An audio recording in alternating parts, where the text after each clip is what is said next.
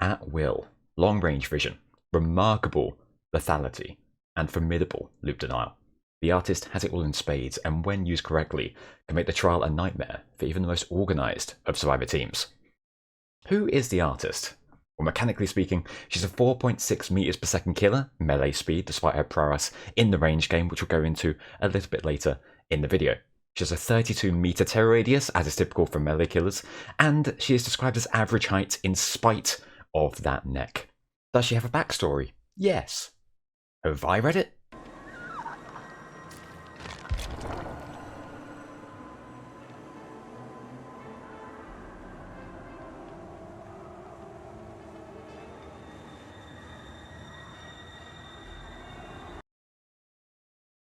No. What I do know is this. She has crows. The artist's affinity with the crows forms the basis of her ability. She's able to summon dire crows, one at a time, which float menacingly until flung in the direction in which the artist was looking originally. These have various effects on survivors, depending on proximity.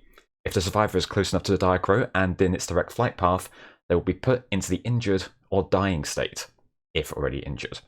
If the survivor is far away, or if there's an obstacle between them and the dire crow, they'll be swarmed by crows. While swarmed, the killer can see the aura of the swarm and can injure the survivor by sending another dire crow at them, regardless of distance or any obstacles between. Survivors can rid themselves of the swarm by completing the repel action or by entering a locker. Finally, if a dire crow passes by a survivor without hitting them, they'll be revealed via the killer instinct, colloquially the red pentagram heartbeat thingy. If you're thinking this is all a bit much, I understand. The bottom line is thus, the dire crows are all-purpose tools which can help in all facets of killer gameplay, providing vision, range damage, and loop control. But enough of the things you could easily read for yourself in the character info section, albeit in a much more convoluted and less easily digestible manner. Here are 4 tips that will instantly make you a better artist. Tip 1. Deny the loops. At short range, the dire crows can injure or down survivors, and the threat of that alone can sometimes be sufficient to close down chases. Place a dire crow facing directly towards a pallet or a window, ensure it's close enough to injure a survivor running past, but not so close that the survivor can divert their path to dispel the crow and take the swarm rather than the injury. The survivor will either be forced to give up on the loop, or will try to fake you out running towards the crow's flight path, stopping, waiting for you to fling that crow, and then continuing before you're able to get a melee hit. The latter situation is one of those who will flinch first mind games that you tend to get the hang of the more you play the game. The former constitutes a win, as the survivor is forced to flee across a greater area of the map, leaving them vulnerable to the hit and more likely to lead you to their friends who may be healing or repairing a jet. Sometimes your line of sight will be blocked, like in Killer Shack, so it's difficult to know when the survivor will be in the flight path. While it can be fun to guess and be proven right,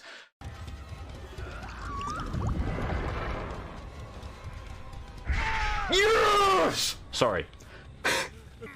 Mercy. Anything that gives you the survivor's aura can be invaluable in that situation. The Ghostface perk I'm All Ears and the artist add-on Matthias's Baby Shoes are both great for this. Tip 2. Utilise Crow Vision. Barring add-ons which can amend the number, you have 3 dire crows you can send out at any one time. These are a great tool to see which generators are being repaired. Early game, send out 3 crows to 3 generators that are a fair distance away and enjoy the mountains of intel you will receive. Honourable survivors may well dodge the crow, but even if they do, they should be close enough to be revealed by killer instinct. If you're someone who relies on vision perks like barbecue and chili or discordance to locate survivors, this ability makes those semi-redundant and opens up the other perk slots for other, more beneficial perks, more on what those might be later. Survivors should flee the gen and repel the crows. If they don't, you can send another crow their way and get an easy injury from any position on the map. It's also viable to send crows for vision mid-chase. Identify your key pressure point, a gen which has been progressed a lot, and see whether it's worthwhile to cut off the chase to move survivors away from it. Tip 3. Crows are also a weapon. Hitting a survivor with 2 crows in a row is tricky. Let's run the numbers. Once a survivor is affected by the swarm, it takes them 8 seconds to complete the repel action. After firing 1 dire crow, it takes 5 seconds for the ability to recharge. Then, after the artist puts down the crow, which can happen near instantly, there is 1 second until the follow-up dire crow can be launched. That is 6 seconds, leaving a 2-second gap before the survivor is able to repel the swarm if acting at maximum efficiency. Therefore, it is possible for the killer to make use of swarm injuries mid-chase. That chase, they've seen that we are now able to be defeated. Can we get crow vision? We can. And that's really important, because if we can get a quick crow out, like so, this might do it. It will! Oh, it will. Okay. When used correctly, the artist is a formidable range killer with melee killer speed, a combination which can leave survivors quite perturbed. I guess it's the aura. Quick cooldown.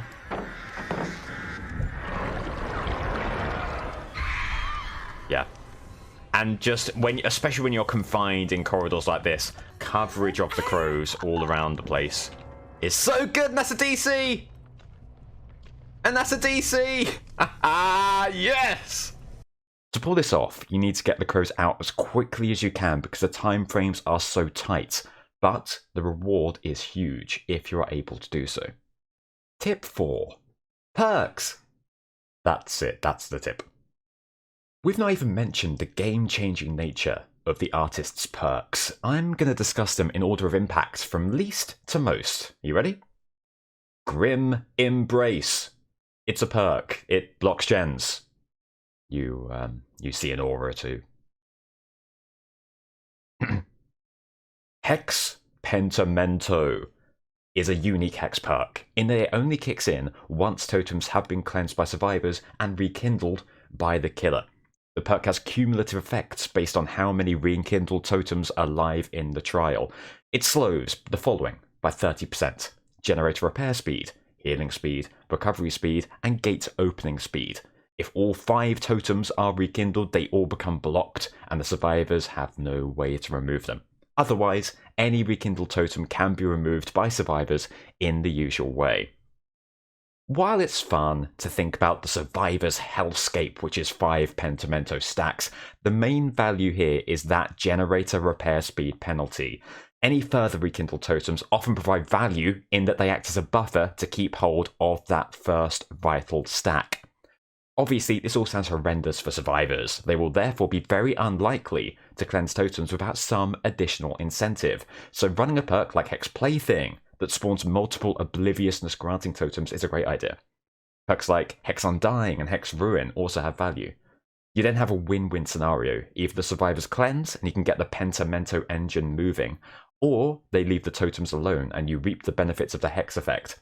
My personal preference is to run Pentamento with Ruin and Plaything. Using 3 out of your 4 perk slots for this synergy is a lot, but thankfully in that 4th slot we'll be running the most impactful killer perk in the game. Scourge Hook. Pain Resonance. Scourge Hooks were introduced with the Cenobite, but they've been made relevant with the artist and this wonderful perk. Whenever you put a survivor on a Scourge Hook, 4 of which spawn randomly in the map, the generator with the most progression explodes, losing 15% of its progression and regressing. Any survivors repairing that gen will also scream and reveal their location.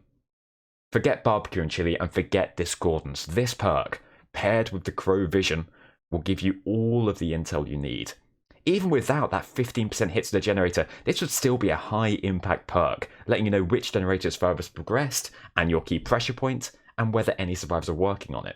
The fact that it also takes away the best part of a Pop Goes a Weasel kick is just a cherry on top of the cake.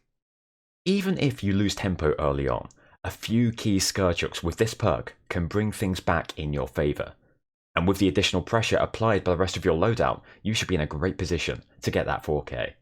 Thank you very much for watching. If you enjoyed the video, remember to like it, it really helps out. And the comments as well, is there anything I missed? Is there anything you would add? This is a very kind of basic, kind of surface level tips video here. We'll maybe go into a little bit more depth in later videos. Regardless, I hope you enjoyed it. Remember to like, comment, and subscribe to the channel if you did. Some clips were taken from my Twitch channel, twitch.tv/Slate. If you enjoyed those, you want to see more of me playing this game that we know and love, Dead by Daylight, that's a place to be. I'll be live on weekdays, 11 AM GMT. That's it from me, though. Have a wonderful rest of your day, and all the very best. Goodbye. At will, long range vision. Remarkable lethality. At will, long-range vision. Remarkable lethality. I say lethality. Lethality. Lethality. Lethality. Why can't I say lethality?